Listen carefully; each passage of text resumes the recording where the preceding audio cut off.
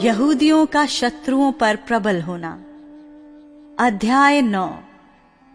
अदार नामक 12वें महीने के 13वें दिन को, जिस दिन राजा की आज्ञा और नियम पूरे होने को थे और यहूदियों के शत्रु उन पर प्रबल होने की आशा रखते थे, परंतु इसके विपरीत यहूदी अपने बैरियों पर प्रबल हुए।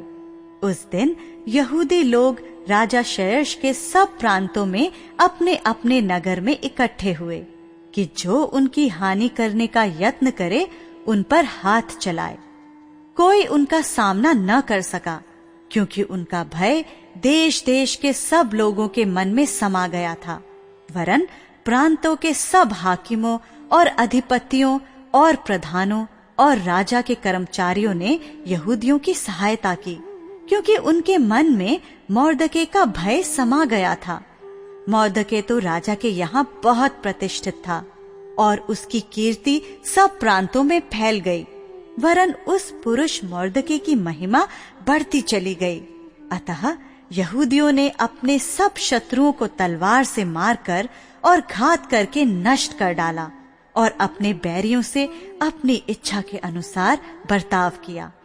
शूशन राजगढ़ में यहूदियों ने 500 मनुष्यों को घात करके नष्ट किया।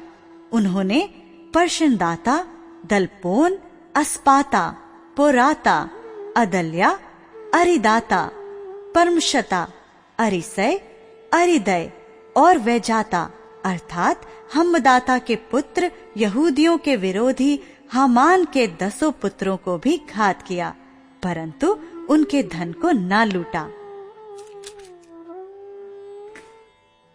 उसी दिन शूशन राजगढ़ में घात किए हुओं की गिनती राजा को सुनाई गई।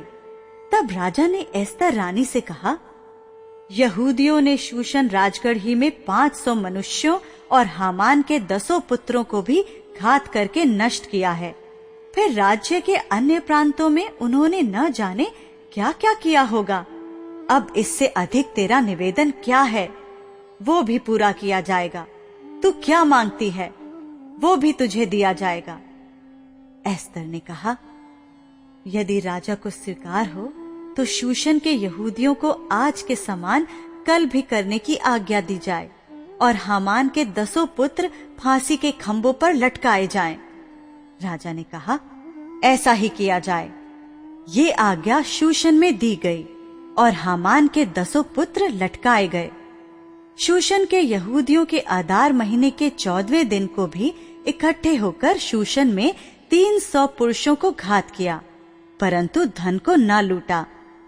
राज्य के अन्य प्रांतों के यहूदी इकट्ठा होकर अपना अपना प्राण बचाने के लिए खड़े हुए और अपने बैरियों में से 75,000 मनुष्यों को घात करके अपने शत्रुओं से विश्राम पाया, परंतु धन को न लूटा। ये अदार महीने के 13वें दिन को किया गया और 14वें दिन को उन्होंने विश्राम करके भोज किया और आनंद का दिन ठहराया। परंतु शूशन के यहूदी अदार महीने के 13वें दिन को और उसी महीने के 14वें दिन को इकट्ठा हुए और उसी महीने के 15वें दिन को उन्होंने विश्राम करके भोज का और आनंद का दिन ठहराया। इस कारण देहाती यहूदी जो बिना शहर पनाह की बस्तियों में रहते थे, वे अदार महीने के 14वें दिन को आनंद और भोज और खुशी और आपस में भोजन सामग्री भेजने का दिन नियुक्त करके मानते हैं। पुरीम पर्व की स्थापना। इन बातों का वृतांत लिखकर मोर्दके ने राजा शयश के सब प्रांतों में क्या निकट क्या दूर रहने वाले सारे यहूदियों के पास चिट्ठियां भेजी और ये आज्ञा दी कि अदार महीने के 14वें और उसी महीने के 15वें दिन को प्रति वर्ष माना करें, जिनमें यहूदियों ने अपने शत्रुओं से विश्राम पाया।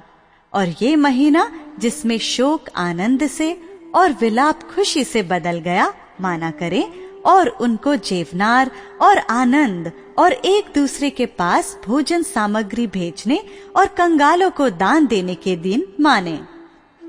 अतः यहूदियों ने जैसा आरंभ किया था और जैसा मोर्दके ने उन्हें लिखा, वैसा ही करने का निश्चय कर लिया, क्योंकि हमदाता अगागी का पुत्र हामान, जो सब यहूदियों का विरोधी था उसने यहूदियों का नाश करने की युक्ति की और उन्हें मिटा डालने और नष्ट करने के लिए पुर अर्थात चिट्ठी डाली थी।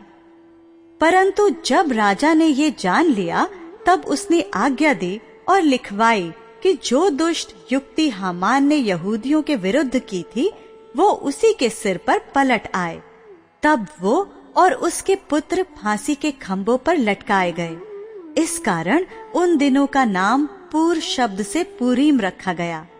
इस चिट्ठी की सब बातों के कारण और जो कुछ उन्होंने इस विषय में देखा और जो कुछ उन पर बीता था उसके कारण भी यहूदियों ने अपने अपने लिए और अपनी संतान के लिए और उन सबों के लिए भी जो उनमें मिल गए थे ये अटल प्रण किया कि उस लेख के अनुसार प्रति वर्ष उसके ठहराए हुए समय में वे ये 2 दिन माने और पीढ़ी पीढ़ी कुल कुल प्रांत प्रांत नगर नगर में ये दिन स्मरण किए और माने जाएंगे और पुरीम नाम के दिन यहूदियों में कभी ना मिटेंगे और उनका स्मरण उनके वंश से जाता ना रहेगा। फिर अबीहैल की बेटी एस्तर रानी और मोर्दके यहूदी ने पुरीम के विषय ये दूसरी चिट्ठी बड़े अधिकार के साथ लिखी। इसकी नकलें मोर्दके ने शेर्श के राजा के 127 प्रांतों के सब यहूदियों के पास शांति देने वाली और सच्ची बातों के साथ इस आशय से भेजी कि पुरीम के उन दिनों के विशेष ठहराए हुए समयों में मोर्दके यहूदी और एस्तर रानी की आज्ञा के अनुसार और जो यहूदियों ने अपने और अपनी संतान के लिए ठान लिया था उसके अनुसार भी उपवास और विलाप किए जाएं। पुरीम के विषय का ये नियम एस्तर की आज्ञा से भी स्थिर किया गया और उनकी चर्चा पुस्तक में लिखी गई।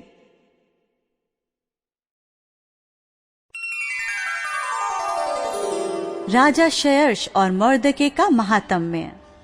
अध्याय 10। राजा शेर्श ने देश और समुद्र के टापू दोनों पर कर लगाया। उसके महात्म्य और पराक्रम के कामों और मोर्दके की उस पढ़ाई का पूरा ब्यौरा जो राजा ने उसकी की थी, क्या वे मादे और फारस के राजाओं के इतिहास की पुस्तक में नहीं लिखा है? यहूदी मोर्दके शेर्श राजा ही के नीचे था और यहूदियों की दृष्टि में बड़ा था और उसके सब भाई उससे प्रसन्न थे क्योंकि वो अपने लोगों की भलाई की खोज में रहा करता था और अपने सब लोगों से शांति की बातें कहा करता था।